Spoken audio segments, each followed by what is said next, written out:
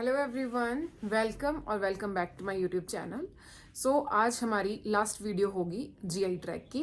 तो हम देख रहे थे डिसऑर्डर्स ऑफ हिपैटोबिलियरी सिस्टम।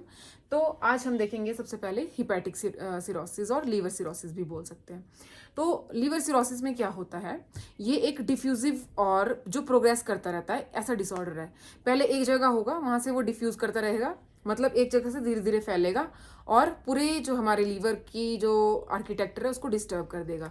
तो इसमें क्या होता है, छोटे छोटे नोड्यूल्स बन जाते हैं, गांठें बन जाती हैं लीवर में, जो कि फर्दर उसकी प्रोग्रेशन होते होते होते धीरे धीरे वो जो है फाइब्रोटिक बन जाती है और हमारे लीवर की काइमा को पूरा डिस्टर्ब कर देती है और वो पूरा लीवर जो है हमारा फाइब्रोटिक हो जाता है और जिसको हम लीवर सिरोसिस बोलते हैं। ठीक है, तो hepatic cirrhosis is replacement of normal liver tissue. अब नॉर्मल लीवर टिश्यू है वो रिप्लेस हो चुका है फाइब्रोटिक टिश्यू से, और वो क्या कर रहा है, नॉर्मल स्ट्रक्चर को डिस्टर्ब कर रहा है और फंक्शन उसका पूरा। अब देखो, जब कहीं भी अब नेक्रोसिस है वो कहीं पे भी हो सकती है ना, जब किसी भी जगह पे नेक्रोसिस होती है, चाहे वो ब्लड सप्लाई ना होने की वजह से कोई भी कॉज हो सकता है उसका, तो फिर वो क्या करता है लास्ट में वो जो हम चाहे मान लो आप पेरिफेरल जो हमारी मान लो फ्लेंजेस की बात कर लो, ठीक है, टोज की बात कर लो, कहीं पे भी अगर नेक्रोसिस होती है तो वो खराब हो जाता है स्ट्रक्चर ना, वो अपना फंक्शन कैसे करेगा परफॉर्म। वैसे ही लीवर का भी है, वो अपना पूरा फंक्शन करना बंद कर देता है। मतलब अब हिपैटिक लॉब्यूल्स होते हैं, हमने देखा कि सारा फॉर्मेशन वही करते हैं, है ना, बाइल की फॉर्मेशन हो गई, चाहे डाइजेशन की, मेटाबॉलिज्म, मतलब बहुत सारे फंक्शंस होते हैं। ठीक है, तो वो सारे फंक्शंस जो है हमारा डिस्टर्ब हो जाएंगे। जब वो डिस्टर्ब होंगे तो पूरे बॉडी में कुछ ना कुछ सिम्टम्स अराइज होंगे। जो भी हम सिस्टम देखें, अब लीवर है कहीं ना कहीं हमारे जो भी बॉडी का स्ट्रक्चर है वो एक दूसरे से कनेक्टेड रहता है। ठीक है, तो कहीं पे प्रॉब्लम आती है तो पूरी बॉडी डिस्टर्ब होती है। तो सबसे पहले हम इटियोलॉजी और टाइप्स की बात कर लेते हैं। तो जैसे कि मोस्ट कॉमन कॉज जो कि इंडिया में होता है, first cause that is alcoholic liver cirrhosis. ठीक है, अब इसको हम माइक्रो और मैक्रो से भी देखते हैं। माइक्रो दैट इज जिसका जो फॉर्मेशन नोड्यूल्स बनते हैं वो लेस देन 3 mm के होते हैं, तो उनको माइक्रो नोड्यूलर बोलते हैं, जो कि रेगुलर नोड्यूल्स की तरह फॉर्मेशन करते हैं। इरेगुलर में आ जाते हैं हमारे मैक्रो नोड्यूलर, ठीक है, जो कि हमारे मोर देन 3 mm से ज़्यादा होते हैं। ठीक है, ये होता है पोस्ट नेक्रोसिस। ठीक है, ये हमारे फॉरेन कंट्री में ये मोस्ट कॉमन कॉज माना जाता है, पोस्ट नेक्रोसिस। अब पोस्ट नेक्रोसिस एल्कोहलिक तो आपको पता चल गया कि क्या होगा, अल्कोहल बंदा लेता रहेगा, धीरे धीरे क्या करता है, मतलब जितना क्रोनिक कंजप्शन होती है अल्कोहल की, वो धीरे धीरे हमारे जो लीवर के सेल्स हैं, ठीक है, हिपैटिक लॉब्यूल्स हो गए, हिपैटोसाइट्स हो गए, उनको धीरे धीरे उनको खराब करता रहेगा। जब खराब होता रहेगा तो धीरे धीरे हमारा लीवर, अब क्या होता है कि कोई भी चीज़ है ना, बोलते हैं कि अति सर्वत्र वर्जियत, मतलब कि एक्सट्रीम चीज़ें नहीं करनी चाहिए। तो वैसे ही क्रोनिक चीज़ें आप बार बार करोगे। अब जैसे आप हिस्ट्री लोगे ना इन पेशेंट्स की, तो ये बोलते हैं कि हम जैसे डेली रेगुलर बेसिस पे हमारा हो गया था, बल धीरे धीरे पहले छोटे मतलब कभी कभी पीना शुरू किया, ओकेजनली किया, फिर धीरे धीरे मंथली कर दिया, फिर वीकली कर दिया, फिर उसके बाद डेली आ गए, फिर दिन में भी 2-3 बार, ऐसे मतलब बहुत सारे ऐसे केसेस होते हैं जिनका फिर धीरे धीरे पूरा फंक्शन ही खराब हो जाता है। ठीक है, लीवर खराब हो जाता है, पेनक्रियास, सारा, वो हम चीज़ें आगे आगे देखेंगे। तो ये जो क्रोनिक अल्कोहलिज्म वाले पेशेंट्स होते हैं, ये मतलब इनमें ज़्यादा चांसेस होते हैं, जो अल्कोहल ज़्यादा कंज्यूम करते हैं peoples, they are more prone to get hepatic cirrhosis. ठीक है, फिर ये मैंने आपको बता दिया कैसे कैसे लीवर सेल डैमेज हो जाते हैं। फिर होता है पोस्ट नेक्रोसिस। इसमें क्या होता है, कोई इन्फेक्शन हो गया है लीवर में, या फिर जैसे हेपेटाइटिस एंड ऑल, और कोई इन्फ्लामेशन हो गई है जो क्रोनिक टाइम से रह रही है। अब क्या होता है, देखो अब हमारे भी होते हैं, मान लो नॉर्मली चोट लग जाती है हमारी स्किन पे, ठीक है, कोई कट लग गया, कुछ लग गया, तो वो रिपेयर करता है, रिपेयर करेगा, फिर उसमें क्लॉटिंग, वो स्कार टिश्यू बनेगा, ठीक है, वो पूरा कवर करेगा खुद को, फिर उसमें पूरा मैंने आपको बताया जैसे इन्फ्लामेशन और वुंड हीलिंग कैसे होती है। तो अब वो क्या करेगा, स्कार फॉर्मेशन करेगा, और धीरे धीरे जो स्कार है वो नोड्यूल, मतलब नोड्यूल की तरह बन जाता है वो स्कार, और धीरे धीरे वो स्कार जब इंक्रीज होते जाते हैं तो पोस्ट, मतलब उसमें नेक्रोसिस हो जाती है, नेक्रोसिस हो जाती है तो टिश्यू खराब हो जाता है। ठीक है, कहीं ना कहीं वो टिश्यू परफॉर्म, अपना फंक्शन नहीं परफॉर्म करेगा। ठीक है, जब फंक्शन नहीं करेगा तो फिर प्रॉब्लम ही हो जाएगी। मतलब तो समझ सकते हो आप, इन्फ्लामेशन की वजह से जो मतलब लेटर ऑन द जब वो हील करेगा तो नेक्रोसिस कॉज करेगा, तो उस वजह से भी हो सकता है। ठीक है, फिर आता है बिलियरी। अब बिलियरी में क्या होता है, देखो, या तो ये ऑब्स्ट्रक्शन की वजह से हो सकता है, या फिर बाइल ज़्यादा फॉर्मेशन हो रही है, और वो बाइल की जो हमारे हम बोलते हैं ना, जैसे कि कई बार क्या होता है कि कैल्शियम की ज़्यादा, अब जैसे कई केसेस होते हैं, जिसको जैसे मान ले तो कोई भी आपकी बोन की डिजीज होगी जिसमें ज़्यादा एकम्बलेशन ऑफ वो हो जाती है कैल्शियम, तो भी अगर जॉइंट्स में हो जाती है तो वो स्टिफ हो जाते हैं, वो अगर ज़्यादा कैल्शियम डिपॉजिट हो गया तो वो हिल नहीं पाते ना। तो वैसे इसमें भी होता है, अगर ज़्यादा बाइल की अकमुलेशन हो जाती है, ऑब्स्ट्रक्शन आगे हो जाती है, या फिर लीवर में ही, लीवर के टिश्यू में ही अगर ज़्यादा एक्सेस बाइल हो जाती है, वो वहाँ पे रह रही है काफ़ी टाइम से, तो वो भी हमारे लीवर सिरोसिस कॉज करती है उसको। फिर बिलियरी नेक्रोसिस वही हो गया ना कि जब वो फंक्शन मतलब उसका वो निकल नहीं पाएगी बाहर, वहीं एक जगह रहेगी, तो कहीं ना कहीं उसकी अकमुलेशन हो जाएगी, वो अपना एक परमानेंट वहाँ पे स्टे बना लेगी, तो नेक्रोसिस कॉज करेगी। ठीक है, कोई भी टिश्यू हो जिसमें इन्फेक्शन हो, इन्फ्लेमेशन हो, धीरे धीरे जब वो एक जगह पे रहेगा काफ़ी टाइम तक, फिर उसका टिश्यू हील करेगा तो नेक्रोसिस हो जाती है उस जगह पे। ठीक है, तो ये मतलब एक तरह का सेम मैकेनिज्म आएगा, बट लेकिन कुछ और रीजन की वजह से, एक किसी ट्रॉमा की वजह से भी हो सकता है, कोई बाइल की वजह से हो गया। फिर आता है विल्सन डिजीज, इसमें क्या होता है, इसमें कॉपर की वजह से होता है। ठीक है, कॉपर अकमुलेशन ज़्यादा इंक्रीज हो जाती है। फिर आता है राइट हार्ट फेलियर, इसमें हमारा प्रेशर इंक्रीज हो जाएगा। ठीक है, जैसे मतलब हार्ट फेल हो गया तो जो बैक फ्लो है वो इंक्रीज करता जाएगा, जैसे पोर्टल हाइपरटेंशन हो गई, ये सारी चीज़ें बैक फ्लो इंक्रीज करते करते फिर वो प्रॉब्लम, ये हमने ऑलरेडी डिस्कस भी करा हुआ है। ठीक है, सिडोरोसिस में मतलब आयरन अकमुलेशन ज़्यादा हो जाएगी, या फिर जिनको हम ज़्यादा ब्लड ट्रांसफ्यूजन करते हैं ना, मोर देन 100 टाइम्स हो जाता है, उनकी आयरन की अकमुलेशन बढ़ जाती है बॉडी में, तो that is also a cause of liver cirrhosis. फिर आता है NaSH, that is non alcoholic steatohepatic disorder. ठीक है, इसमें क्या होता है कि जो फैट मतलब फैटी एकमुलेशन हो जाती है लीवर में, फैट्स की एकमुलेशन हो जाती है। ठीक है, स्टेटो उसको कहते हैं। मतलब कि इसमें क्या हो जाता है, फैट ज़्यादा, अब वही है ना, बाइल बाइल का एकमुलेशन हो रहा है, आयरन का हो रहा है, कॉपर का हो रहा है, वैसे ही यहाँ पे फैट का हो रहा है। फैटी जब लीवर होता रहता है आगे आगे जाके, वो अपने टिश्यू को डिस्टर्ब कर देता है और नेक्रोसिस कॉज कर देता है। फिर आता है हमारा अल्फा-1 एंटीट्रिप्सिन डेफिशिएंसी। इसकी डेफिशिएंसी से एक तो लंग्स में भी और लीवर में भी, दोनों में प्रॉब्लम अकर करती है। ठीक है, लंग्स में ज़्यादातर इसकी केस में COPD देखने को मिलता है, और यहाँ पे लीवर सिरोसिस देखने को मिलता है। फिर आता है नेक्स्ट क्लिनिकल मैनिफेस्टेशन की बात। तो अब देखिए, मैंने आपको पहले ही बताया कि सारे सिस्टम डिस्टर्ब हो जाते हैं।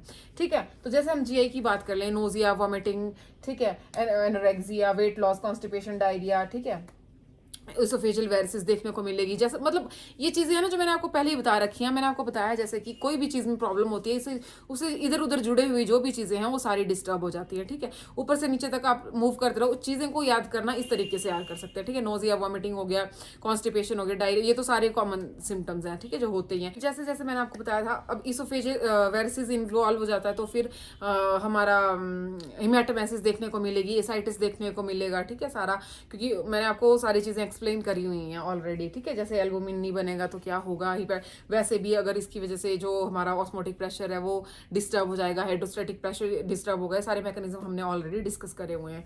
फिर नेक्स्ट आता है जैसे जॉन्डिस, हिपैटिक, ये चलो CNS का है। तो अब जॉन्डिस देखो क्या होता है कि बाइल्स की जो भी फॉर्मेशन है वो डिस्टर्ब हो जाती है सारी, जॉन्डिस कॉज करेगा, कॉन्जुगेटेड में कन्वर्ट नहीं हो पाएगा, क्ले कलर का स्टूल आएगा पेशेंट को।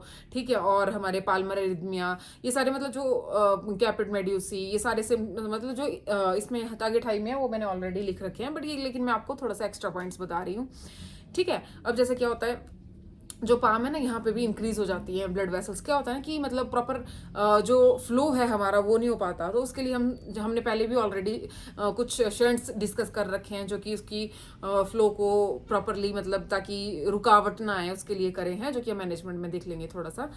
तो वैसे ऑलरेडी हमने किए हैं उसको डिस्कस, जो कि हम कहते हैं जैसे पोर्टोकावल शंट एंड ऑल, जो कि मैंने पहले आपको बताए हुए हैं, तो वो फिर उसके मैनेजमेंट में आता है। ठीक है, तो वैसे ही एब्डोमिनल रीजन में सारी वेन्स इंक्रीज हो जाएंगी, उनको कैपिट मेड्यूसी के नाम से जाना जाता है। बाकी स्पाइडर एंजियोमा, ठीक है, जिसमें क्या होता है कि चेस्ट और एब्डोमिनल रीजन पे वेन इंक्रीज हो जाएंगी। पाल्मर एरिथमिया मैंने आपको बता दिया, वो हैंड की हो गई। ठीक है, और क्या देखने को मिलता है, और इसमें हमारा इन्वॉल्व हो जाते हैं कहा जाएगा एंडोक्राइनल सिस्टम। इसमें क्या होता है ना कि लीवर जो है हमारा रिस्पॉन्सिबल होता है इनएक्टिवेट करने के लिए सारे स्टेरॉइडल हार्मोन्स को, जैसे कि कॉर्टिसोल इंक्रीज हो जाएगा, एस्ट्रोजन इंक्रीज हो जाएगा। ठीक है, तो इसमें क्या था ना, अब जैसे जैसे जैसे हमारी एकमुलेशन ऑफ क्या कहते हैं कि वेस्ट की एकमुलेशन बोल सकते हो। ठीक है, डिटॉक्सिफाई नहीं कर पाता हमारा बॉडी, मतलब अपने मतलब जैसे लीवर डिटॉक्सिफिकेशन का काम करता है, तो जब हमारा एकमुलेशन ऑफ वेस्ट हो जाएगा स्किन में तो प्रूराइटिस भी कॉज करेगा। ठीक है, ये सारे सिम्टम्स आ जाते हैं, बहुत सारे सिम्टम्स हैं, लेकिन मैं आपको कुछ कुछ बता रही हूँ। वो जैसे ही हमारे सारे एंडोक्राइन के हार्मोन्स इंक्रीज हो जाएंगे, बिकॉज उनको इनएक्टिवेट नहीं कर पाएगा कॉर्टिसोल एंड ऑल। तो अब क्या देखने को मिलेगा, जैसे जैसे एस्ट्रोजन का लेवल इंक्रीज होता जाएगा तो मेल पेशेंट्स में गैनाइकोमेस्टिया, ठीक है, इंपोर्टेंस, ठीक है, और टेस्टिस की एट्रोफी, ये सारे सिम्टम्स कॉज करेगा। एवीएस में हम देख लेते हैं तो पेरिफेरल और सेंट्रल एडिमा देखने को मिलेगा, ठीक है, और डिसआर्थमिया देखने को मिलेगा, डिसआर्थरिया देखने को मिलेगा, ठीक है। और जैसे जैसे ये क्या कहते हैं पल्मोनरी सिम्टम्स अराइज होंगे पेशेंट को, क्यों? क्योंकि अब देखो एसाइटिस होता है तो वो डायफ्राम को पुश करेगा, ठीक है, तो पेशेंट को पेशेंट हाइपरवेंटिलेट भी करेगा, ठीक है, पेशेंट को शॉर्टनेस ऑफ ब्रेथ हो सकती है, ठीक है। ये सारे मतलब जो भी आप चीज़ों को देखो ना, मतलब कि क्या कौन सी चीज़ें कहाँ से रिलेट कर रही हैं, तो वो सारे सिम्टम्स अराइज होंगे पेशेंट को, ठीक है। वैसे ही आपका रीनल फेलियर हो सकता है, ठीक है, जो हमारा स्प्लीनोमेगाली देखने को मिलेगी, सारे जो भी सिम्टम्स हैं वो अराइज होंगे, इधर उधर वाले ऑर्गन सारे इन्वॉल्व हो जाएंगे। पेनक्रेटाइटिस पेशेंट को हो सकता है, ठीक है। और अब देखो डायग्नोस्टिक इवैल्यूएशन की बात कर लेते हैं, बाकी हमने यहाँ पे भी लिखे हैं कुछ, ये ascites, oesophageal varices, portal hypertension, peripheral oedema, ये हमने सारे कर लिए, ठीक है। एब्जॉर्प्शन डिक्रीज हो जाएगी, फैट को वो एब्जॉर्ब नहीं, अब देखो ना न्यूट्रिएंट सप्लाई भी डिक्रीज हो जाएगी, क्यों? क्योंकि सारा जो सप्लाई है वो पूरा एब्जॉर्प्शन होगी, वो लीवर को जाएगी, लीवर से अब फिर वो शंटिंग करनी पड़ेगी, फिर वो हमने ऑलरेडी डिस्कस करा हुआ है टॉपिक, उसको डिस्कस करने की जरूरत नहीं है। और जैसे हाँ कोगुलेशन में ये बहुत ज़्यादा ज़रूरी है, ठीक है। जैसे हाँ हमारे सारे कोगुलेटरी जो सिस्टम है वो पूरा डिस्टर्ब हो जाएगा, ठीक है, ब्लीडिंग इंक्रीज हो जाएगी, एकाइमोसिस देखने को मिलेगी, ठीक है। क्या कहते हैं उसको, एकामोसिस हो गया, पटैची हो गया, ठीक है, ये सारी चीज़ें देखने को मिलेगी। ब्लीडिंग टेंडेंसी इंक्रीज हो जाएगी because of lack of this clotting factor, coagulation abnormalities जो हमें देखने को मिलेगी, ठीक है। अब हम इसमें पीटी पेशेंट का ये मतलब डायग्नोस्टिक इवैल्यूएशन में मैं बताती हूँ आपको, ठीक है। डायग्नोस्टिक इवैल्यूएशन में हम क्या करेंगे, एक तो सबसे पहले हम पेशेंट की सारी हिस्ट्री, वो जो भी होता है नॉर्मली वो करेंगे, अल्ट्रासाउंड ले सकते हैं पेशेंट का, ठीक है, और लीवर बायोप्सी जो हमारा इसका मेन रहेगा, और इसके पीटी जो है मेनली हम करते हैं प्रोथ्रोम्बिन रेट जो की करते हैं, दैट इज मतलब मेन मार्कर बोल सकते हैं, ठीक है, बेस्ट मार्कर बोल सकते हैं उसको, ठीक है। और सारे हम टेस्ट परफॉर्म करेंगे, जैसे LFT जिसमें कि OT PT आ जाएंगे, और बिलिरुबिनोल सारा आ जाएगा, ELP, ठीक है, ELT। तो अब देखो जैसे कि हिपैटिक एंसेफेलोपैथी जो कि हमने पढ़ रखा है, दैट इज ऑल्सो हम मेन जो कि सिम्टम इसमें आ जाता है, ठीक है, मतलब बिकॉज ऑफ अब अमोनिया का वो मैंने पूरा ऑलरेडी समझा रखा है, तो उसकी वजह से हिपैटिक एंसेफेलोपैथी देखने को मिलती है, ठीक है। और पटैची, एकाइमोसिस, ये सब चीज़ें मैंने बता दी आपको, ठीक है। थ्रोम्बोसाइटोपिनिया देखने को मिल सकता है पेशेंट को, और बस यही है ऑलमोस्ट जो सारी चीज़ें हो सकती हैं पेशेंट को, ठीक है। हाँ फ्लूइड इलेक्ट्रोलाइट इम्बैलेंस बहुत ज़्यादा देखने को मिलेगा, ठीक है। जो हमारा पेशेंट अब क्या होगा ना, देखो सारा बिकॉज ऑफ द एडिमा, जो सारा भी हमारा वेस्कुलर फ्लूइड है वो एक्स्ट्रा वेस्कुलर सिस्टम में चला जाएगा, तो फिर इंटरवेस्कुलर सिस्टम में बहुत कम फ्लूइड बचेगा, सारे वेसल्स में कम फ्लूइड बचेगा, और जो हमारे इलेक्ट्रोलाइट्स हैं जैसे हाइपोवोलीमिया, हाइपोकैल्सीमिया, हाइपोनेट्रीमिया, ये सारी चीज़ें देखने को मिलेंगी, ठीक है। सो this is all about the clinical manifestation and diagnostic evaluation. Diagnostic evaluation में फाइब्रोस्कैन भी आ सकता है, लीवर बायोप्सी मैंने बता दिया, LFT बता दिया, history collection and physical examination बता दिया, ये एसाइटिस वगैरह देखने को मिल जाएगा हमें, ठीक है। और PT मैंने आपको बता दिया, ठीक है। और CCT करवा सकते हैं पेशेंट का, लीवर बायोप्सी एंड बस ये USG एब्डोमेन, ठीक है। So these are the diagnostic evaluation, और बाकी जो है हमारे क्लिनिकल मैनिफेस्टेशन और कॉम्प्लिकेशन हमने यहाँ पे देख लिए। ट्रीटमेंट की बात करते हैं। अब ट्रीटमेंट में देखो, एक तो सिम्टम्स के अकॉर्डिंग आ जाएगा, एसाइटिस है तो हम पैरासेंटिसिस करेंगे, उसको रिमूव करेंगे, ठीक है, फ्लूइड को। और फिर आता है पेरिटोवेनस शंट, इसमें बहुत सारे शंट आते हैं जो कि हमने ऑलरेडी डिस्कस कर रखे हैं, हम उसको डिस्कस नहीं करेंगे, ठीक है। फिर आता है पोटेशियम स्पेरिन डायरेटिक्स, इसमें एमिलोराइड और स्पाइरोलैक्टोन वगैरह आ जाएंगे, ठीक है, जैसे एग्जांपल। फिर आते हैं विटामिन के, हम पेशेंट को देंगे ताकि ब्लीडिंग और क्लॉटिंग फैक्टर्स भी दे सकते हैं पेशेंट को, वो अकॉर्डिंग टू मतलब उसकी सीवियरिटी कितनी इंक्रीज हो रखी है, ठीक है। तो फिर नेक्स्ट आता है लैक्टोज। हाँ ये हिपैटिक एनकेफेलोपैथी के केस में सारा वो वही मैनेजमेंट, ठीक है, मैंने आपको ऑलरेडी एक्सप्लेन किया हुआ लैक्टोज क्यों देते हैं, ठीक है, ताकि हमारा जो गट के बैक्टीरिया वो बाहर फ्लश आउट हो जाए, अमोनिया जो है कम प्रोटीन से अमोनिया कम बने, तो फिर वो सारा उसके लिए, ठीक है। वेजोप्रेसिन हमारी इसोफेजियल वायरसेस के लिए, मतलब अकॉर्डिंग टू जो भी सिम्टम्स आए हैं पेशेंट को, जो प्रॉब्लम में अक्कर हुई है उसके अकॉर्डिंग करते रहते हैं हम लोग, क्यों? क्योंकि अब लीवर जो है वो नेक्रोसिस है, उसको तो अब उसका definite management is liver transplant, ठीक है। तो उससे पहले तो हम वही करेंगे, जो चीजें उसकी अक्कर हो रही है बस उनको मैनेज करते रहेंगे, जैसे फेशियल वेसिस हो गया उसको मैनेज कर लेंगे, पोर्टल हाइपरटेंशन हो गया उसके शंट बना लेंगे, ठीक है, हेमरॉइड्स हो गया तो उसका ट्रीटमेंट कर लेंगे, मतलब वो सारा उसी के हिसाब से ट्रीटमेंट आएगा। और द बेस्ट डेफिनेटिव मैनेजमेंट है दैट इज लीवर ट्रांसप्लांट, ठीक है। और बीटी अब ज़्यादा अगर पेशेंट को ज़्यादा प्रॉब्लम हाइपोवोलीमिया हो गया या फिर ज़्यादा लॉस हो गया तो फिर हम बीटी ब्लड ट्रांसफ्यूजन करेंगे, ठीक है। This is all about liver cirrhosis, sorry hepatic cirrhosis और लीवर सिरोसिस, ठीक है। अब नेक्स्ट टॉपिक देख लेते हैं। So now the next topic is cholecystitis, ठीक है। नेम से ही क्लियर है, सिस्टाइटिस मीन्स आइटिस लग रहा तो इन्फ्लामेशन, ठीक है। कॉलिसिस मतलब गॉल ब्लैडर, ठीक है। Chole word is use for gall bladder, inflammation of gall bladder. Most commonly जो है ये गॉल स्टोन की वजह से होती है, ठीक है। अब गॉल स्टोन में क्या होता है ना, देखो ये चीज़ें हमने पहले भी डिस्कस कर रखी हैं, तो मतलब थोड़ा शॉर्ट में मैं बता देती हूँ।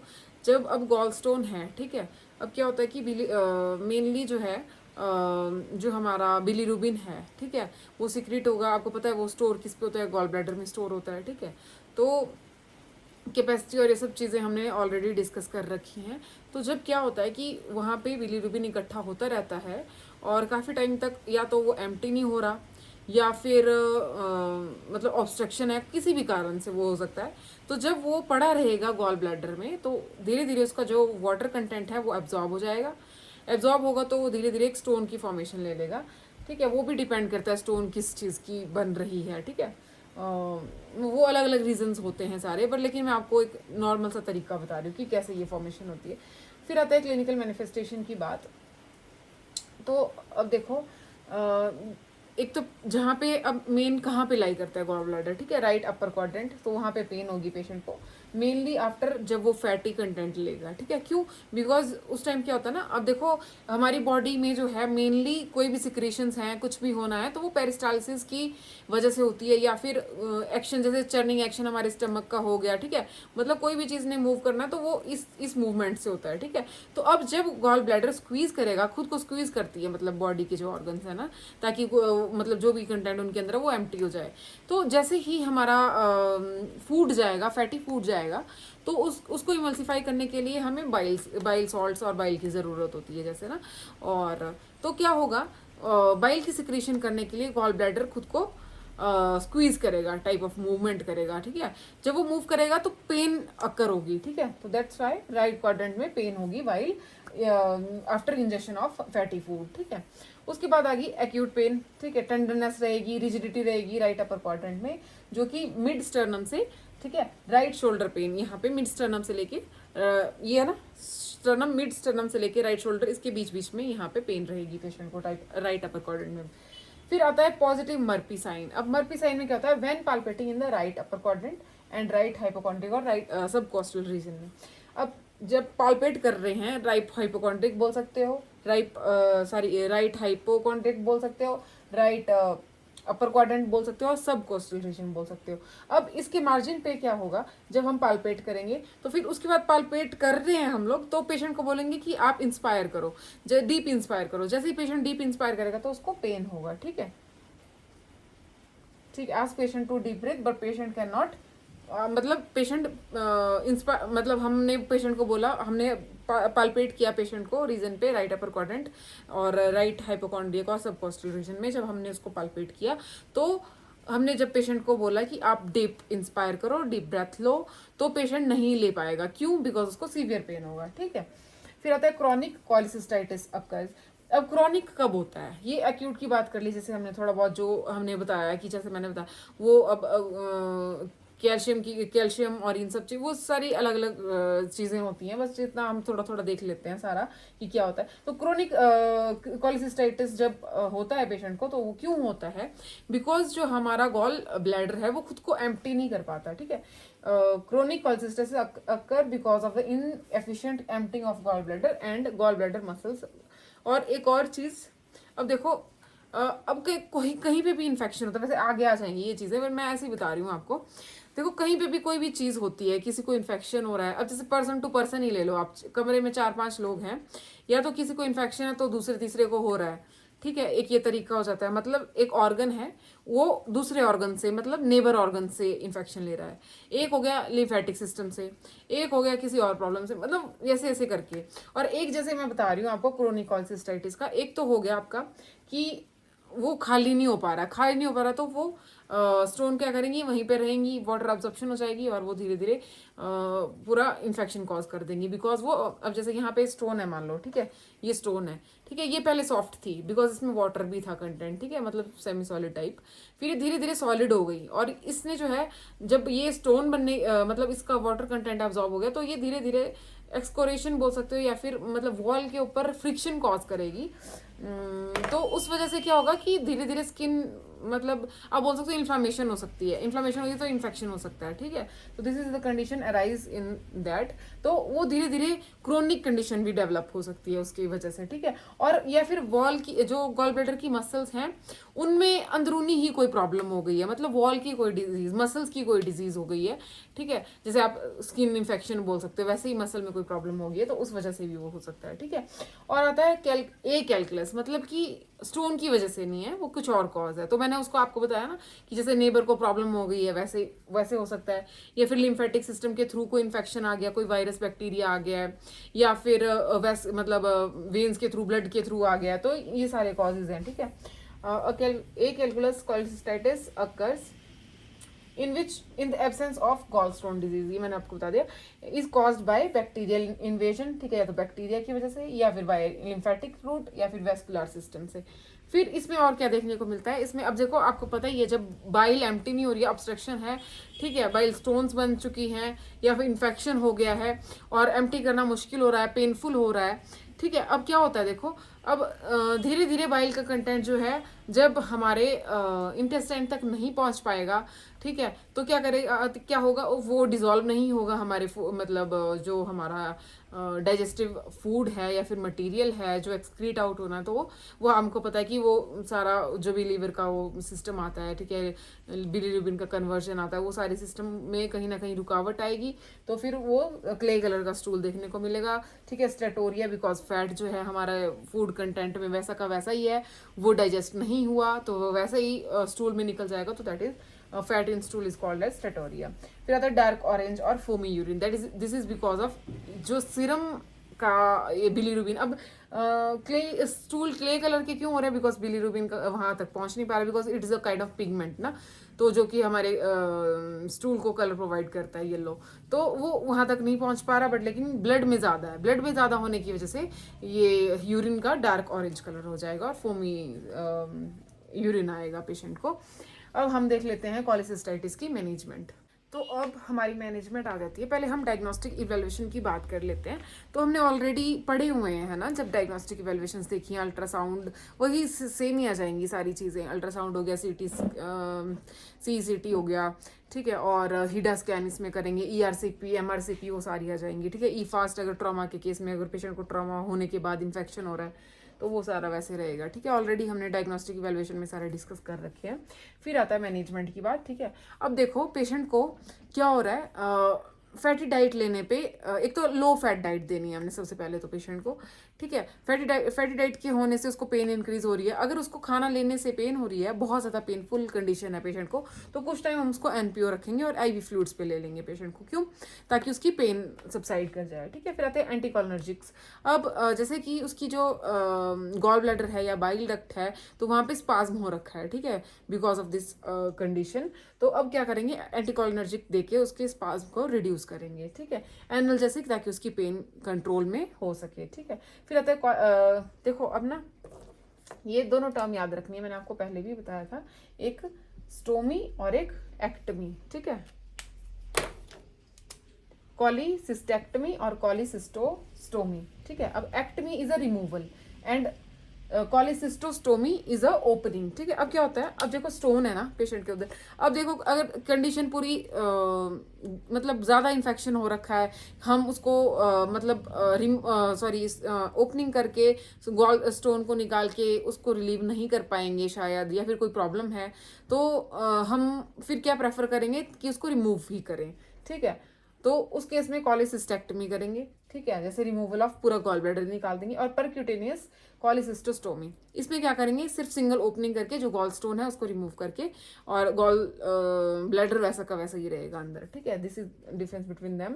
उसका कहता है कॉलिडोलिथोटोमी, इसमें क्या करते हैं हम, जैसे ये भी देखो, इसमें क्या करेंगे, इंसिजन देंगे। जैसे ये है ना गॉल ब्लैडर, इसके नीचे आ जाएगी जैसे कॉमन बाइल डक्ट, ठीक है, जो हिपैटिक डक्ट और ये सारी आके मिलाती है कॉमन बाइल डक्ट। तो ये जो वाली जो डक्ट है इसमें इंसिजन देके फिर फर्दर हम स्टोन को रिमूव करते हैं, ठीक है, जो कॉमन बाइल डक्ट में होती है। This is all about the cholecystitis, ठीक है।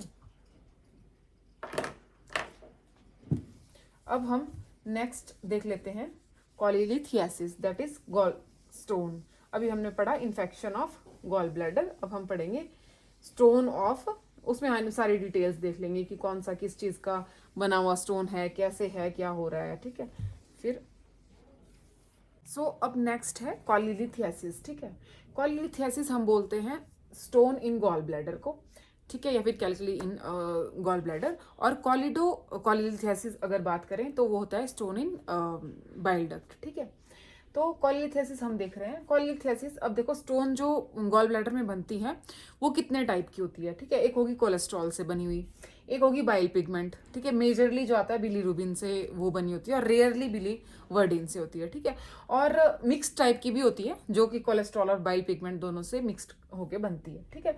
तो कोलेस्ट्रॉल वाली जो मोस्ट कॉमन होती है बिकॉज ये फैटी डाइट की वजह से होती है, ठीक है। मोस्टली जब पेशेंट ज़्यादा फैटी डाइट लेता है तो उसको कोलेस्ट्रॉल वाली स्टोन होने के चांसेस ज़्यादा होते हैं। अब क्या होता है, देखो कोलेस्ट्रॉल जो है एक काइंड ऑफ बाइल का ही कंपोनेंट होता है, बाइल पिगमेंट का ही। बट लेकिन क्या होता है, जो कोलेस्ट्रॉल की सिंथेसिस होती है और इसका जो हमारी ब्रेकडाउन बोल सकते हो या फिर एब्जॉर्प्शन है, वो डिपेंड करती है बाइल एसिड के ऊपर और लेसिथिन के ऊपर। तो अगर बाइल एसिड जो है वो ज़्यादा होगा और कोलेस्ट्रॉल सिंथेसिस कम होगी और बाइल एसिड की सिंथेसिस ज़्यादा होंगी, तो वो आप बोल सकते हो कि जो कोलेस्ट्रॉल है वो सॉल्युबल होता है, मतलब कि वो डिपेंड करता है उसके ऊपर, बाइल एसिड और लेसिथिन के ऊपर। वो सॉल्युबल नहीं होगा अगर बाइल एसिड कम होगा, ठीक है। तो उसकी जो कोलेस्ट्रॉल है वो प्रेसिपिटेट कर जाएगा और स्टोन की फॉर्मेशन कर देगा। जब वो प्रेसिपिटेट हो जाएगा, स्टोन की फॉर्मेशन करेगा, तो वो उसकी एकमुलेशन की वजह से गॉल ब्लैडर में स्टोन्स की प्रेजेंस हो जाएगी, या फिर वहाँ पे ऑब्स्ट्रक्शन होगी तो सीबीडी में भी ये हो सकता है और वहाँ ऑब्स्ट्रक्शन कॉज करेगा, और फिर फर्दर जो भी कॉम्प्लिकेशंस है वो हमने पहले भी डिस्कस कर रखी है, वो सारी हो सकती हैं, ठीक है। फिर आता है बाइल पिगमेंट की। बाइल पिगमेंट मैंने आपको बता दिया, बिलीवर्डिन जो कि मेजर रहता है, ठीक है, अनकॉन्जुगेटेड पिगमेंट जिसको हम बोलते हैं, ठीक है, इन अ बाइल, जो कि प्रेसिपिटेट कर जाता है और स्टोन बना लेता है। It can not be dissolve, इसको सर्जरी करके ही रिमूव किया जाता है, ठीक है। और ट्रीटमेंट ऑफ चॉइस की बात करें ये बाइल पिगमेंट की, तो ये सिर्फ सर्जिकल रिमूवल से ही निकाल सकते हैं, मतलब इसको, ठीक है। फिर आती है क्लिनिकल मैनिफेस्टेशन की बात, ठीक है।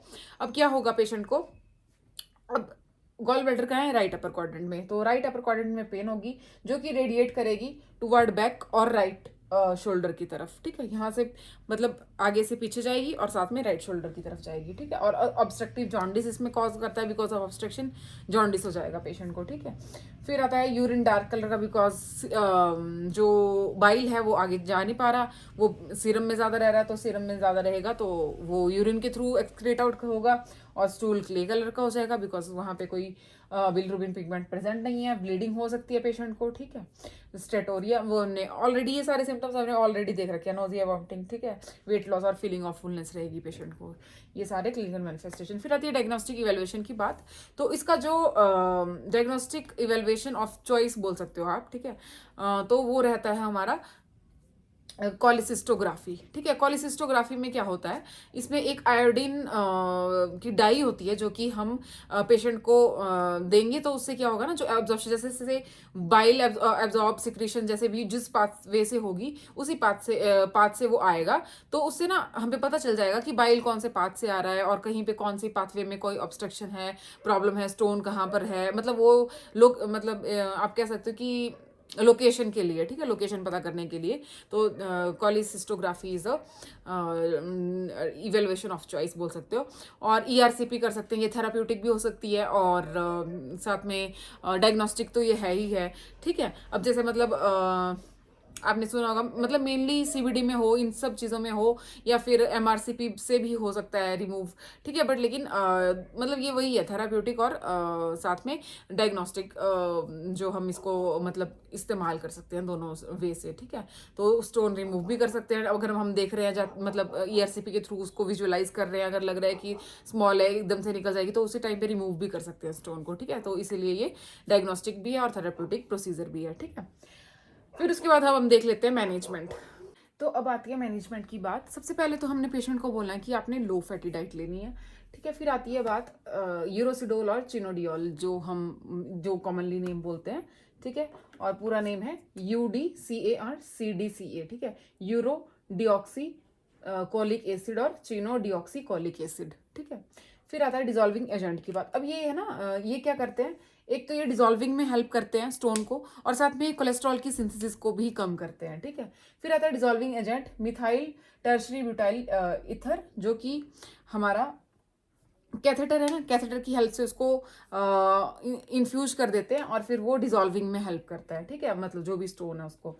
फिर आती है इंस्ट्रूमेंटाइजेशन। इसमें क्या होता है ना, जैसे परक्यूटेनियस हमारी कॉलिसिस्टोमी क्रिएट करी होती है, ओपनिंग बनाई होती है, जिसके थ्रू ट्यूब डाली होती है, ठीक है। फिर वहाँ पे क्या करते हैं, हम इंस्ट्रूमेंट का यूज़ करते हैं, ठीक है। जैसे कैथेटर हो गया या फिर इंस्ट्रूमेंट जिसके साथ बास्केट लगी हो, फिर उसको हम थ्रू ट्यूब थ्रेडेड करते हैं, और या फिर फिस्चुला क्रिएट किया होता है उसके थ्रू जो है उसको इंसर्ट करके फिर वहां से रिमूवल होता है गॉल स्टोन का, ठीक है। ये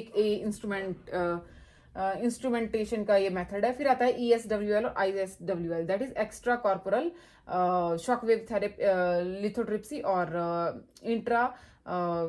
इंट्राकॉर्पोरियल सी होगा, हाँ, इंट्राकॉर्पोरल शॉक वेव लिथोट्रिप्सी, ठीक है। IS ये ना ये कॉर्पोरियल यहाँ से आता है ना, ठीक है। ये एक्स्ट्रा कॉर्पोरियल और इंट्राकॉर्पोरियल, फिर शॉक वेव लिथोट्रिप्सी, ठीक है। शॉक वेव लिथोट्रिप्सी मतलब ये दोनों कंबाइन कर दिए हैं ना, ठीक है, ESWL और ISWL में। फिर ये क्या है, देखो नॉन इन्वेजिव। अब इसमें क्या होता है ना, जैसे पहले तो फ्लोरोस्कोपी के अंडर देखेंगे, विजुअलाइज करेंगे हम पूरे एरिया को, कि कहाँ पे जो है गॉल स्टोन्स हैं, कहाँ पे जो हमारा CBD कहाँ है, ठीक है, कहाँ पे गॉल ब्लैडर है, सारी लोकेशन फ्लोरोस्कोपी के थ्रू पहले देखेंगे, और फिर उसके बाद उसी की हेल्प से फिर हम लेज़र के थ्रू उनको जो है जो स्टोन है उनको ब्रेक डाउन करेंगे, ठीक है। फिर आता है लेप्रोस्कोपिक कॉलिसिस्टेक्टमी, ठीक है। एक होता है स्टोमी, है ना, जिसमें हम ओपनिंग क्रिएट करते हैं, ये है कॉलिसिस्टेक्टमी, ठीक है। अब कॉलिसिस्टेक्टमी में क्या होगा, लेप्रोस्कोप की हेल्प से। अब देखो लेप्रोस्कोप जो है हम इंसर्ट करते हैं थ्रू अम्बलाइकस, वहाँ पे गैस यूज होती है CO2 की, बिकॉज CO2 क्यों यूज होती है, because it is non inflammable, ठीक है। इन चीज़ों का मतलब छोटे छोटे क्वेश्चन है, इनका ध्यान रखना है। फिर उसके थ्रू हम अम्बलाइकस के थ्रू जाएंगे और वहाँ पे गॉल ब्लैडर को वहाँ से रिमूव कर लेंगे, ठीक है। ये आ गया लेप्रोस्कोपिक कॉलिसिस्टेक्टमी का प्रोसीजर। फिर आता है कॉलिसिस्टेक्टमी, इसमें हम नॉर्मली एब्डोमेन पे इंसिजन देते हैं, ठीक है। इसमें इंसिजन जो यूज होता है दैट इज कोचर इंसिजन, ठीक है। और इसमें फिर नॉर्मली उस इंसिजन के थ्रू फिर हम गॉल ब्लैडर को रिमूव कर देंगे, ठीक है।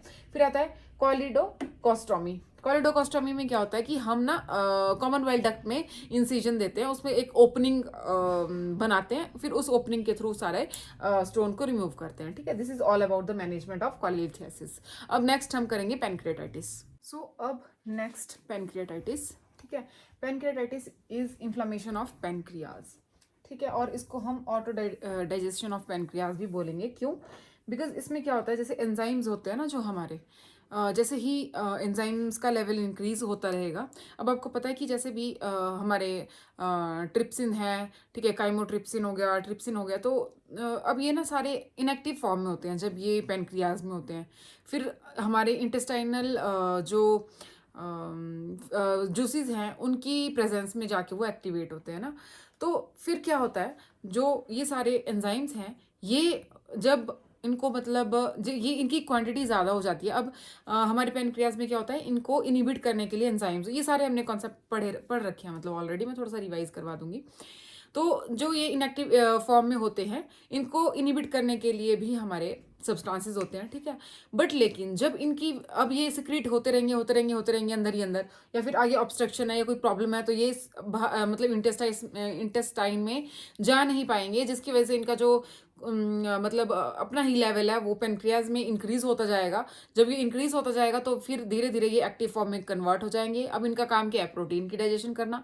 प्रोटीन, पेनक्रियाज क्या है, खुद एक प्रोटीन, मतलब पेनक्रियाज के सेल्स हैं वो भी एक प्रोटीन ही है।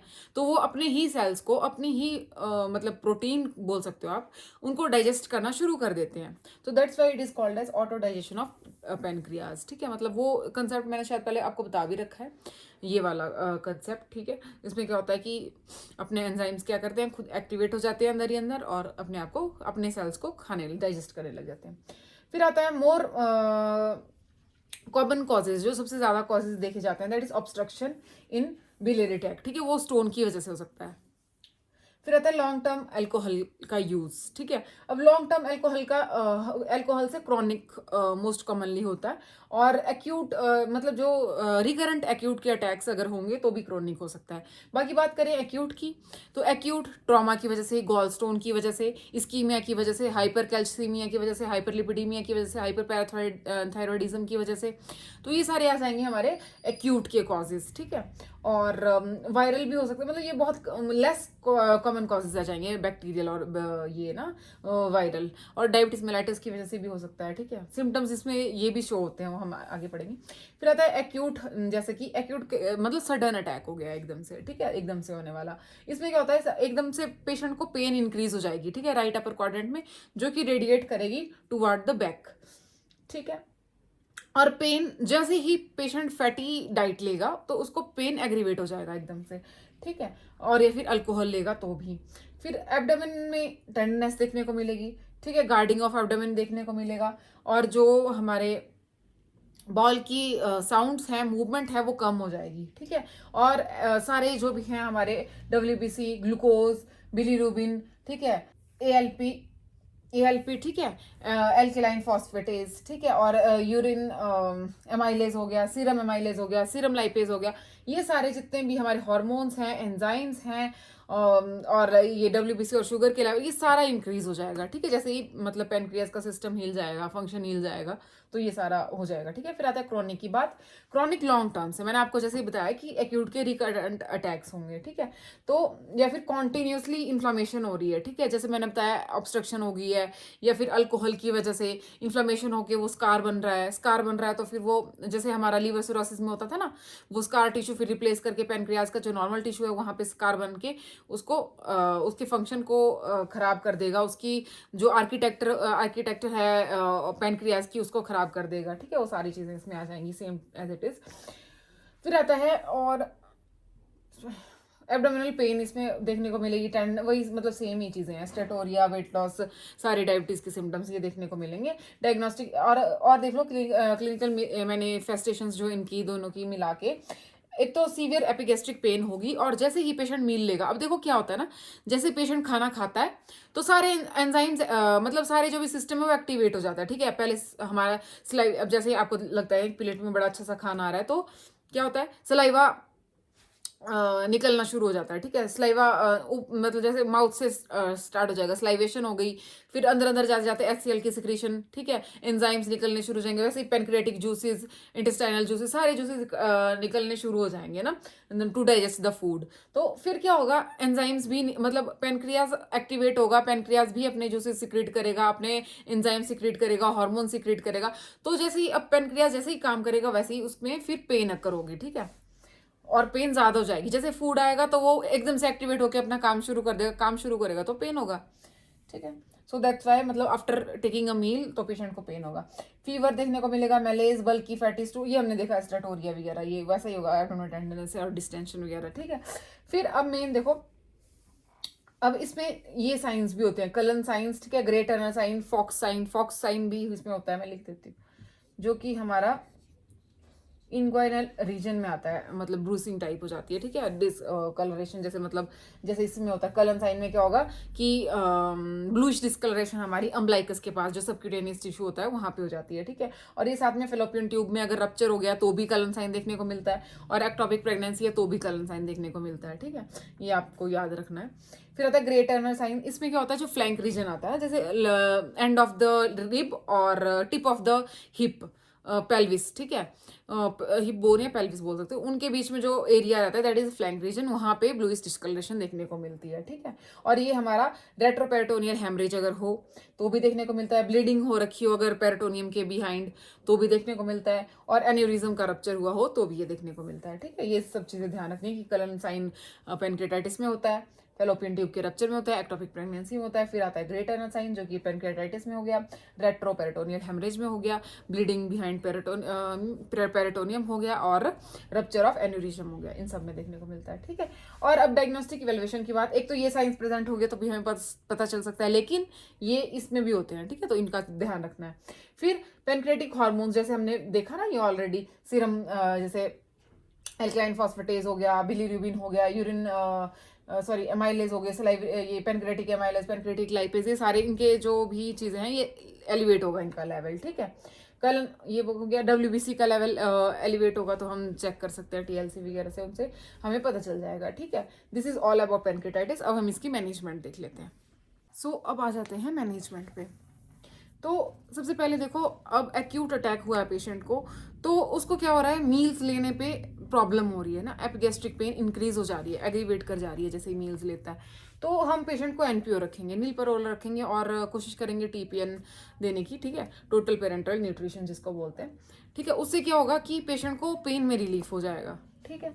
और बाकी वैसे भी डाइजेशन में इसमें प्रॉब्लम हो रही है पेशेंट को, जैसे डाइजेशन के लिए भी हम पेनक्रेटिक एंजाइम बाहर से दे सकते हैं अगर मतलब प्रॉपर डाइजेशन नहीं हो रहा पेशेंट को, ठीक है। और फैट उसको लिमिट करेंगे, प्रोटीन इनटेक लिमिट करेंगे, और अल्कोहल हैवी मील्स लेना अवॉइड करेंगे, ठीक है। बिल्कुल हम लाइट मील्स पेशेंट को बोलेंगे लेने को, ठीक है। सो अब नेक्स्ट आ जाते हैं सर्जिकल प्रोसीजर्स पे। सर्जिकल प्रोसीजर में देखो सबसे पहले है पेनक्रियाटिको जेजनोस्टोमी, ठीक है। अब देखो नेम्स को अलग अलग करेंगे, पेनक्रियाटिको जेजनोस्टोमी। अब क्या होता है देखो, इसमें क्या करते हैं, जो पेनक्रियाटिक डक्ट है, बिकॉज पेनक्रियाटिक डक्ट में क्या हो रहा है, आगे ऑब्स्ट्रक्शंस है, ठीक है, डेडनम जो हमारे या तो कॉमन CBD से होते हुए कोई ऑब्स्ट्रक्शन हो गई है, या फिर डेडनम जो हमारा एम्पल ऑफ वेटर है वहां पे, मतलब कहीं पे भी है, जिस वजह से हमारा जो भी सिक्रीशंस हैं, जूसेस हैं, वो एम्प्टी नहीं हो पा रहे हैं ड्यूडनम में, इंटेस्टाइन में। तो अब हम क्या करेंगे, उन डक्ट को मतलब एक काइंड ऑफ बाईपास बना लेंगे उसको, ठीक है। जो पेनक्रेटिक डक्ट है उसको अटैच कर देंगे जेजनम के साथ, ठीक है, पेनक्रेटिक डक्ट टू जेजनम। फिर इससे क्या होगा, जो जूसेस हैं, हमारी जो सिक्रेशंस हैं, एंजाइम्स हैं, वो नॉर्मली आ सकते हैं हमारे जेजनम में, और डाइजेशन की प्रोसेस जो है हमारी फंक्शनिंग प्रॉपर हो सकती है, ठीक है। फिर आता है Whipple resection. Whipple resection is a pancreaticoduodenostomy. इसमें क्या है देखो, इसमें भी नेम से पता चल रहा है, ठीक है। एक तो पेनक्रियाटिको आ जाएगा, एक ड्यूडेनम आ जाएगा, और एक्टमी है यहाँ पे स्टोमी था, ठीक है। एक्टमी मतलब रिमूव ही कर देंगे, ठीक है। यहाँ पे जो है हम उसको मतलब उसका रास्ता बदल रहे थे, पेनक्रियाटिक डक्ट को जेजनम के साथ अटैच कर रहे थे ओपनिंग बना के। यहाँ पे क्या कर रहे हैं हम, पेनक्रियाज के हेड को, ड्यूडेनम के फर्स्ट पार्ट को, गॉल ब्लैडर को, और बाइल डक्ट को, इनको कट करके रिमूव कर दे रहे हैं, और जो बाकी बच रहा है मतलब जो भी पार्ट्स बच रहे हैं उनको रीअटैच करके फिर फर्दर वो अपना फंक्शन वैसे ही मतलब फंक्शन करते रहेंगे अपना वैसे ही, ठीक है। फिर आता है, अब मैं कुछ पॉइंट्स आपको बताना भूल गई थी जो कि इंपॉर्टेंट है एग्जाम पॉइंट ऑफ व्यू से, टारगेट हाई भी आई डोंट थिंक वो दिए हैं। तो सबसे पहले एक तो जो मैं साइंस बता रही थी ना, उसमें एक्सरे भी करते हैं, जैसे अल्ट्रासाउंड करवाएंगे, एक्सरे करवाएंगे, MRCP ERCP, ये सारे प्रोसीजर होते हैं इसमें डायग्नोस्टिक इवेल्युएशंस में। तो एक तो मैंने आपको बता ही दी है कि जो उसके हार्मोन्स के लेवल हैं वो अराइज करेंगे, WBC का लेवल अराइज करेगा, ग्लूकोज का, वो मैंने आपको बता दिया। बट लेकिन अल्ट्रासाउंड और सोनोग्राफी, ठीक है, CCT और ये सब MRCP ERCP, ठीक है। और एक्सरे में क्या होगा, एक्सरे में ना ये कट कोलन साइन देखने को मिलता है, ठीक है। इसमें क्या होगा देखो, आपको ना कई बार इमेज बेस्ड क्वेश्चन आ सकता है, ठीक है। कट कोलन साइन उसमें दिया होगा और वो पूछेंगे कि क्या है, या फिर किस डिजीज में देखने को मिलता है, किस डिसऑर्डर में देखने को मिलता है, तो वो मैं आपको इमेज अटैच कर दूंगी, ठीक है। मैं आपको एक इमेज अटैच करूंगी जिसमें मैं आपको कलन साइन भी बता दूंगी, और Grey Turner sign, Fox sign, और ये X-ray of cut colon sign का, ठीक है, ये मैं अटैच कर दूंगी। फिर अब देखो, नेक्स्ट कुछ क्लासिफिकेशंस हैं, कुछ स्पेसिफिक स्केल्स हैं जो कि हम पेनक्रेटाइटिस में यूज करते हैं, ठीक है। तो first one is Atlanta classification, this one is used for the classification of pancreatitis, ठीक है। फिर आता है ग्लासगो इमेरी स्कोरिंग, एक होता है Glasgow coma scale, that is not related to this, ठीक है। यहाँ पे आ रहा है ग्लासगो इमेरी स्कोरिंग, इसका ध्यान रखना है आपने। Imrie scoring is related to pancreatitis, इसमें हम सीवियरिटी कि पेनक्रेटाइटिस कितना सीवियर कंडीशन में जा चुका है, कितनी सीवियरिटी है इसकी, वो हमें पता चलेगी ग्लासको इमेरी और मॉडिफाइड ग्लासको इमेरी स्कोरिंग के साथ। फिर आता है last Ramson criteria. Ramson criteria is used for looking for the prognosis of pancreatitis, ठीक है, कि हमारी डिजीज कंडीशन के ठीक होने के चांसेस कितने हैं, क्या कौन सी सीवियरिटी में है, क्या उसके प्रोग्नोसिस है, मतलब related to the disease condition, related to classification and all. So this is all about pancreatitis. अब हमारी लास्ट एक है विल्सन डिजीज, जो हम थोड़े से उसके पॉइंट्स हैं, बहुत छोटी सी डिजीज है, उसको डिस्कस कर लेते हैं, देन हमारा जीआई कंप्लीट हो जाएगा, ऑलमोस्ट क्या कंप्लीट हो जाएगा, ठीक है। So next and last topic देख लेते हैं। सो अब देखते हैं हमारी विल्सन डिजीज, ठीक है।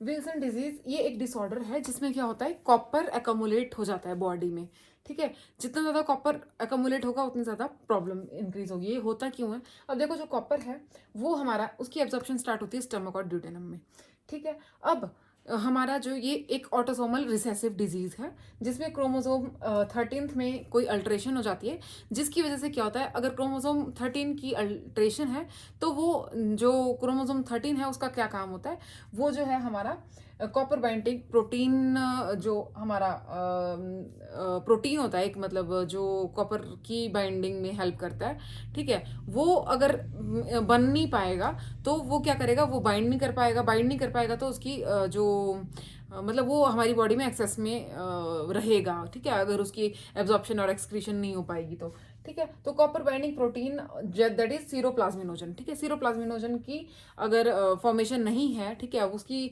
अल्ट्रेशन है, उसकी मतलब उसकी फॉर्मेशन हो नहीं पा रही because of alteration 13 number chromosome, तो प्रोटीन में भी अल्ट्रेशन, प्रोटीन की फॉर्मेशन में भी अल्ट्रेशन है, तो फिर क्या होगा, एक्सेस में जो है कॉपर वो एकमुलेट होना स्टार्ट हो जाएगा हमारी बॉडी में, ठीक है। ड्यू टू एक्सेस एकमुलेशन, वो कहीं पे भी एकमुलेट होता है, हो सकता है जैसे कि एक्सेस एकमुलेशन के अकॉर्डिंग जो भी चीज़ें इन्वॉल्व हुई हैं, जैसे लीवर में हो रहा है तो लीवर सिरोसिस देखने को मिलेगी, ब्रेन में हो रहा है तो ब्रेन की जैसे बेसल गैंग्लिया में एकमुलेशन हो रही है तो ट्रेमर्स, डिस्टोनिया, रिजिडिटी और डिसअरिथमिया डिसआर्थरिया देखने को मिलेगा, ठीक है। फिर आता है आइज में केयर फैशनल रिंग, जिसमें इस रिंग में क्या होता है, देखो जो हमारा स्क्लेरा है और जो कंजक्टाइवा है उसकी जंक्शन में क्या कहते हैं, ब्राउनिश कलर का रिंग देखने को मिलता है, ठीक है। और सनफ्लावर कैटरेक्ट देखने को मिलेगा, साइकोसिस देखने को मिलेगी इन केस ऑफ जब ये ब्रेन में अकोमुलेट हो जाएगा, ठीक है, साइकेट्रिक कंडीशन अराइज हो जाएगी, दैट इज साइकोसिस, ठीक है। फिर आता है कोरिया देखने को, ये अदर सिम्टम्स आ जाएंगे, कोरिया, हिमोलिटिक अनीमिया और रीनल ट्यूबुलर निक्रोसिस, ये सारे जो चीज़ें हैं ये हमारे अलग अलग ऑर्गन्स के इन्वॉल्वमेंट में देखने को मिलेंगी, ठीक है। फिर आती है मैनेजमेंट की बात, तो मैनेजमेंट में सबसे मेनली इसके हम चिलेटिंग एजेंट्स देते हैं, ठीक है, जैसे पेनिसिलामाइन हो गया, ठीक है, लाइफ लॉन्ग उसको जिंक और पेनिसिलामाइन देंगे, ठीक है। और जो इनिशियल ट्रीटमेंट है उसमें हम अमोनियम थायोमोलिबडेट मतलब ये देते हैं, ये देखने को मिलता है कि इनिशियल ट्रीटमेंट में ये चलता है, ठीक है। कौन, अमोनियम थायोमोलिबडेट, ठीक है, इसको तोड़ तोड़ के लर्न करना, टेट्राथाइमोलिबडेट, ठीक है, अमोनियम टेट्राथाइमोलिबडेट ऐसे करके। सो this is all about Wilson disease, और इसी के साथ हमारा जीआई सिस्टम होता है कंप्लीट, ठीक है। अब नेक्स्ट हम स्टार्ट करेंगे ईएनटी, और तब तक आपका जो ये सिस्टम कंप्लीट हो चुका है इसके अच्छे से रिवीजन करो, सारे क्वेश्चन सॉल्व करो। ये कंप्लीट हो जाता है तो आप डिफरेंट बुक्स को भी रेफर कर सकते हो ताकि आपकी तैयारी बिल्कुल अच्छे से हो जाए। नोट्स बनाओ, सारे कलेक्टिव नोट्स एक ही जगह लिख के रखो, थोड़े पेजेस छोड़ दो ताकि कोई एक्स्ट्रा पॉइंट्स मिले, स्पेशल पॉइंट्स मिले, और तो उनको आप वहाँ पे नोट डाउन कर सको और आपके नोट्स बिल्कुल वेल प्रिपेयर हो जाए, मतलब पूरा एक ही जगह पे आपको सारी चीज़ें मिलें, इस तरह से अपने नोट्स बनाओ और क्वेश्चन ज़्यादा से ज़्यादा सॉल्व करते जाओ। और मतलब अब देखो हमारा जीआई कंप्लीट हो गया, मस्क्यूलो कंप्लीट हो गया, जो पीछे के जितने भी सिस्टम कंप्लीट हो गए हैं उनका रिवीजन करते रहो और साथ के साथ उनके क्वेश्चंस लगाते रहो, बार बार बार बार जितने ज़्यादा हो सके उतने ज़्यादा क्वेश्चंस लगाओ और उतना ज़्यादा रिवीजन करो। जितना ज़्यादा रिवीजन उतनी ही तुम मतलब जो भी तुम क्वेश्चन सॉल्व करोगे उनमें उतनी ज़्यादा करेक्ट बोल सकते हो कि तुम करेक्ट होंगे, मतलब वो ज़्यादा से ज़्यादा। क्योंकि थोड़ा भी एरर आ जाता है ना, हमें दिखता है कि ये वाला ऑप्शन भी लग रहा है, ये वाला भी लग रहा है, तो वो रिवीजन की कमी की वजह से होता है। तो जितना ज़्यादा रिवीजन करोगे तो उतना ज़्यादा पता लगेगा कि नहीं यही आंसर है ना। तो रिवीजन से बहुत ज़्यादा हेल्प होती है, जितना ज़्यादा रिवीजन कर सकते हो उतना करो, 5 बार 10 बार 15 बार जितनी ज़्यादा बार। और जो चीज़ें नहीं याद हो रही हैं उनको लिख लो, ठीक है। डाटाज को मतलब या तो अपनी ही ऑडियो बना लो, उसको बार बार सुनते रहो। जो डाटाज हैं जैसे कईयों को डाटाज नेम्स ये सब चीज़ें याद नहीं होती तो उनको वैसे कर सकते हो, बट लेकिन रिवीजन करते जाओ। अब जैसे जीआई हमने कंप्लीट कर दिया तो अब टिप्स पे होना चाहिए, ये ऐसा नहीं होना चाहिए कि मतलब ये भी कर रहे हैं अगला भी कर रहे हैं पिछला भी कर रहे हैं, वैसे नहीं। जो एक चीज़ को पढ़ो उसको बहुत अच्छे से, मतलब क्वालिटी रिवीजन करो, है ना। और एक चीज़ को बहुत अच्छे से, वो चीज़ ऐसी हो जानी चाहिए कि कहीं से भी कुछ भी पूछ ले, कुछ भी आए तो आपको आना चाहिए, ठीक है। इस तरह से अपना रिवीजन करते जाओ। बस अब नेक्स्ट हम ईएनटी शुरू कर देंगे। So this is all about GI system. Thank you.